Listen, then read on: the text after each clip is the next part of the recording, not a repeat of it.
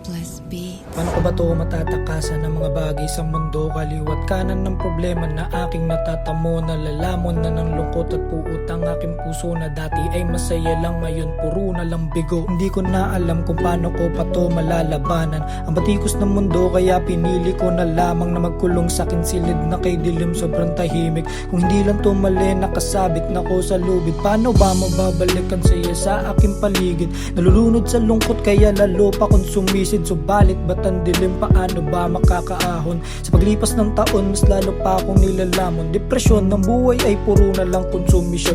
Misyon ko sa mundo tila nawalan ng direksyon. Ang dami nang gumugulo sa utak ko na katanungan. Ano bang dapat gawin? Ako'y tulungan nyo naman. Mapapangarap o pag-ibig? Bakit laging bigo? Malagera kung nasa isip. Hindi magkasundo sana sa aking pag-idlip. Hindi na ganito ang sakit sa aking dibdib.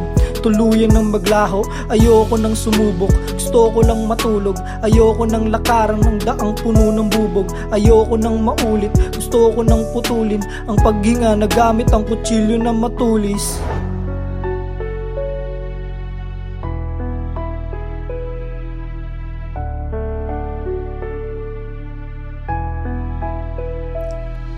Teka lang, anong nangyari? Ano bang ginagawa ko? Hindi to pwedeng mangyari. Ako ay gulong-gulo. Ang aking ama't ina dali-daling tumatakbo para yakapin ng anak. Kataway puro dugo. Hindi ko na napigilan pumatak ang mga luha. Kasabay ang pagsisisi at ako ay nagdurusa na sana ay maaga kong nakita ang aking halaga at meron pang uunawa. At sa aking tabi ang aking sulat ay nakita. Kahit merong kaba ay pinipilit na mabasa ng aking ama't ina na isinulat ko tuwing gabi. Kahit hindi mapakali, binasa ang huling mensahe at ang sabi ko ay patawarin niyo ako dahil hindi ko natupad ang aking mga pangako. Ako ay gulong-gulo, walang kasama't masabihan. Salamat sa sakripisyo, patawad, paalam. Magsilbi to na aral sa lahat ng mga tao. Di ka nag-iisa, itaas mo ang noo pagkat wala ring mangyayari kung ikay magmumukmok. Kakayanin mong lahat kahit ano pa mang pagsubok. Itikwento ng isa sa matalik ko na kaibigan.